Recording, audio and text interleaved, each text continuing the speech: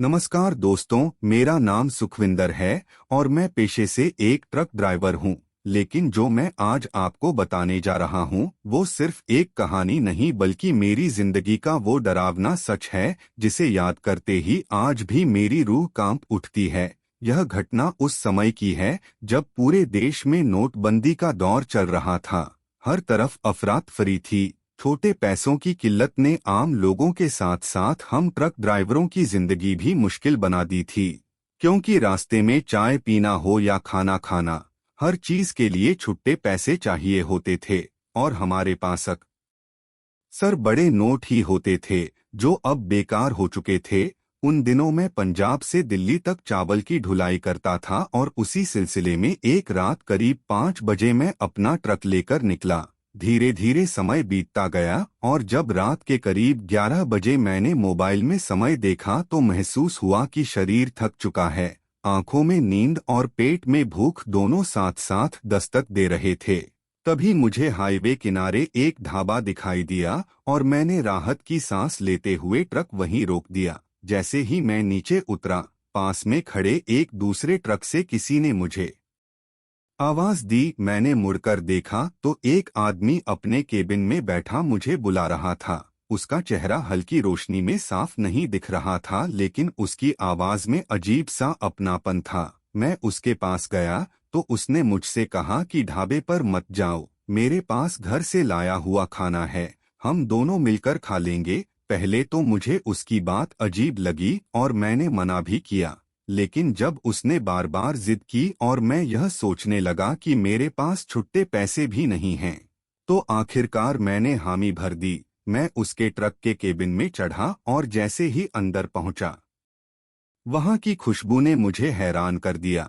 ऐसा लग रहा था जैसे किसी होटल का ताज़ा और स्वादिष्ट खाना रखा हो। उसने अपना टिफिन खोला तो उसमें सच में वही सब चीजें थीं जो मैंने मजाक में बताई थीं। शाही पनीर, मिठाइयाँ और कई लजीज व्यंजन। मैं थोड़ा चौंका जरूर, लेकिन भूख के आगे सब कुछ भूल गया और हम दोनों ने साथ बैठकर खाना खाया। हालांकि खाते वक्त मैं देख रहा था कि वो आदमी मुझे अजीब तरीके से घूर रहा था और हल्की मुस्कान उसके चेहरे पर थी, जिससे मुझे असहज महसूस हो रहा था, लेकिन मैंने ध्यान नहीं दिया। खाना खत्म होने के बाद वो अचानक वहां से चला गया और मैं अपने ट्रक में वापस आकर सोने की कोशिश करने लगा, लेकिन नींद मेरी आंखों से कोसों दूर थी। जैसे किसी अनजाने डर ने मुझे जकड़ लिया हो। करीब 2 बजे मैं उठकर फिर से ट्रक लेकर निकल पड़ा। उस रात हाईवे अजीब तरह से सुनसान था।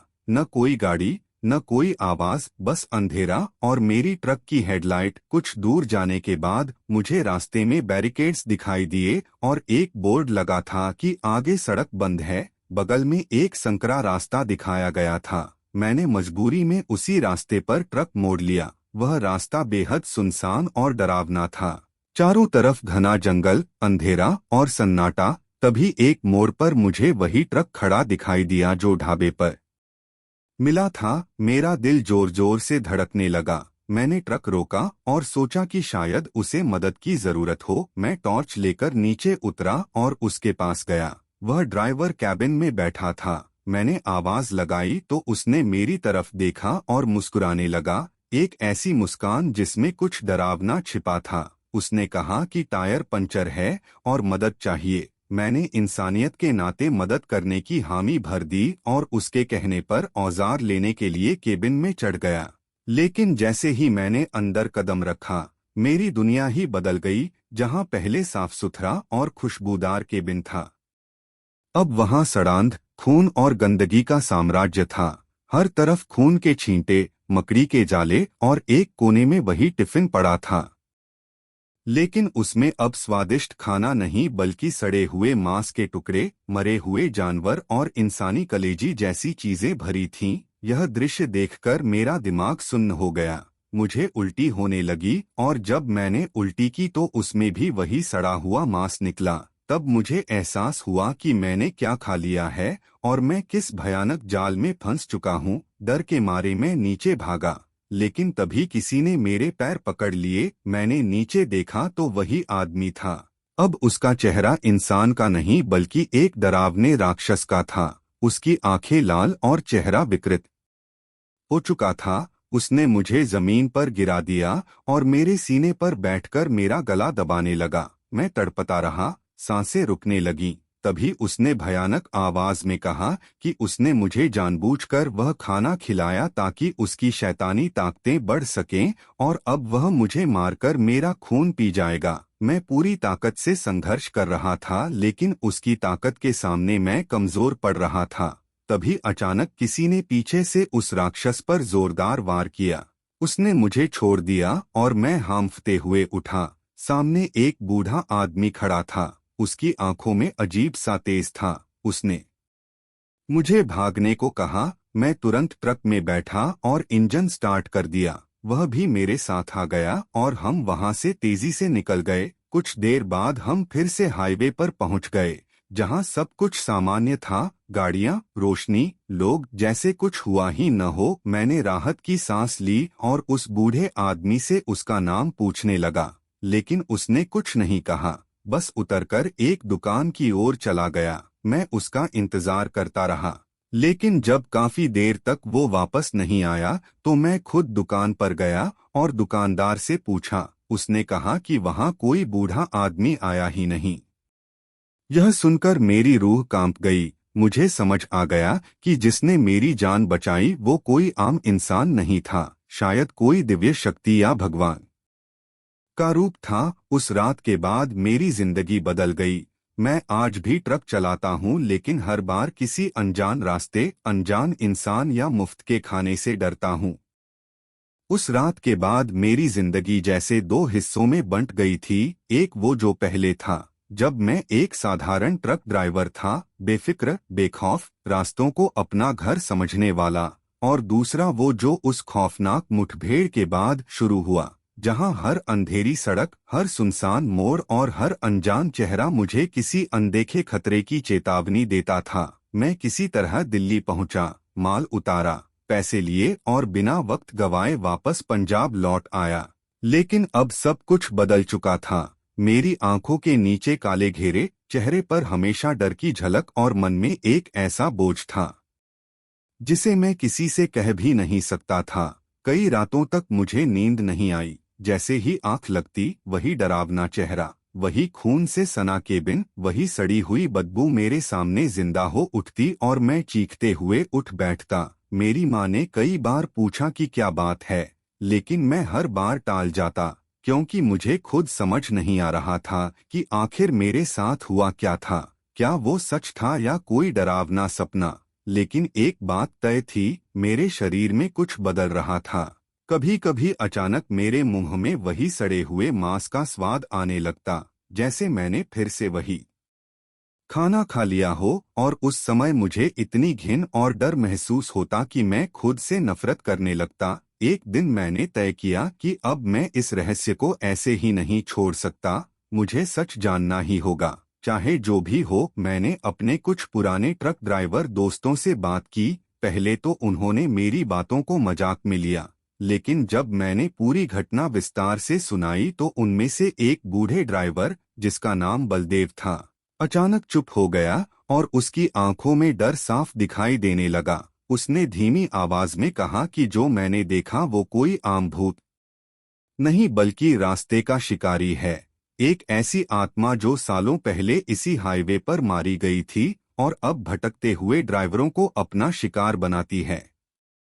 वह उन्हें खाने के लालच में फंसाता है और फिर उनकी आत्मा और शरीर दोनों को अपना बना लेता है। उसकी बात सुनकर मेरे रोंगटे खड़े हो गए, लेकिन उससे भी ज्यादा डर तब लगा जब उसने कहा कि जो लोग उसका खाना खा लेते हैं वो पूरी तरह उसके जाल में फंस जाते हैं, चाहे वो बच भी जाएं, लेकिन वो आत्मा उन्हें फिर ढूंढ लेती है। यह सुनकर मेरे पैरों तले जमीन खिसक गई। क्या इसका मतलब था कि वो फिर मेरे पीछे आएगा? उस दिन के बाद से मेरा डर और भी बढ़ गया, लेकिन अब मैं भागने वालों में से नहीं था। मैंने ठान लिया था कि अगर वो फिर मेरे सामने आया तो मैं इस बार तैयार रहूंगा। कुछ दिनों बाद मैंने उसी रास्ते पर फिर जाने का फैसला किया। दिल में डर था, लेकिन साथ में हिम्मत भी थी। मैंने अपने ट्रक में कुछ धार्मिक चीजें रख लीं, हनुमान चालीसा, गंगाजल और एक लोहे की छड़ी जो मुझे किसी बाबा ने दी थी। रात के करीब 12 बजे मैं उसी हाईवे पर पहुंचा। वही सन्नाटा, वही अंधेरा, सब कुछ पहले जैसा लग रहा था। और फिर कुछ दूर चलते ही वही बैरिकेड्स दिखाई दिए, वही बोर्ड, आगे रास्ता बंद है। मेरे हाथ कांपने लगे, लेकिन मैंने ट्रक नहीं रोका और उसी संकरे रास्ते पर मुड़ गया। जैसे जैसे मैं आगे बढ़ रहा था, हवा ठंडी होती जा रही थी और एक अजीब सी सिहरन पूरे शरीर में दौड़ रही थी। तभी अचानक मेरी ट्रक की हेडलाइट झपकने लगी और इंजन अपने आप धीमा पड़ गया। मुझे समझ आ गया था, वो आ चुका है। कुछ ही सेकंड बाद मुझे सड़क के बीचों बीच वही ट्रक खड़ा दिखाई दिया, लेकिन इस बार मैं रुका नहीं। मैंने ट्रक की स्पीड बढ़ा दी और सीधे उसकी ओर बढ़ने लगा। तभी अचानक सामने खड़ा ट्रक गायब हो गया और उसकी जगह वही राक्षस सड़क के बीच खड़ा दिखाई दिया। उसकी आंखें लाल आग की तरह जल रही थीं और उसके चेहरे पर एक खतरनाक मुस्कान थी। उसने अपने हाथ फैलाकर मेरे ट्रक को रोकने की कोशिश की, लेकिन इस बार मैं डरकर रुकने वाला नहीं था। मैंने पूरी ताकत से एक्सीलेटर दबाया और ट्रक सीधे उसकी ओर बढ़ा दिया। जैसे ही मेरा ट्रक उसके करीब पहुंचा, उसने एक जोरदार चीख मारी और हवा में गायब हो गया। लेकिन अगले ही पल मेरे ट्रक के अंदर एक भयानक साया उभर आया। उसने मेरे गले को पकड़ने की कोशिश की, लेकिन इस बार मैं तैयार था। मैंने तुरंत गंगाजल उसके ऊपर फेंका और जोर जोर से हनुमान चालीसा पढ़ने लगा। जैसे ही गंगाजल उसके शरीर पर पड़ा, वह तड़पने लगा और उसकी चीखें पूरे जंगल में गूंजने लगीं। उसका चेहरा विकृत होकर और भी डरावना हो गया, लेकिन उसकी ताकत कमजोर पड़ने लगी थी। मैंने मौका देखकर ट्रक की स्पीड और बढ़ा दी और बिना पीछे देखे आगे बढ़ता गया। कुछ देर बाद अचानक सब कुछ शांत हो गया। हेडलाइट ठीक हो गई, इंजन सामान्य हो गया और सड़क फिर से हाईवे में बदल गई। मैं समझ चुका था कि इस बार मैं बच गया हूँ, लेकिन यह लड़ाई अभी खत्म नहीं हुई है। उस रात के बाद से वो राक्षस फिर कभी मेरे सामने नहीं आया, लेकिन उसकी याद आज भी मेरे दिल में जिंदा है।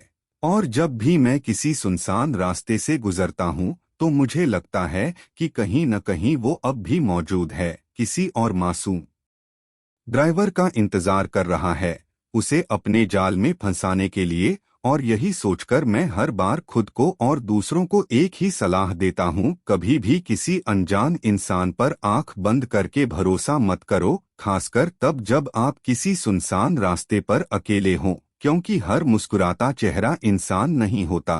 कुछ चेहरे ऐसे भी होते हैं जिनके पीछे मौत छिपी होती है।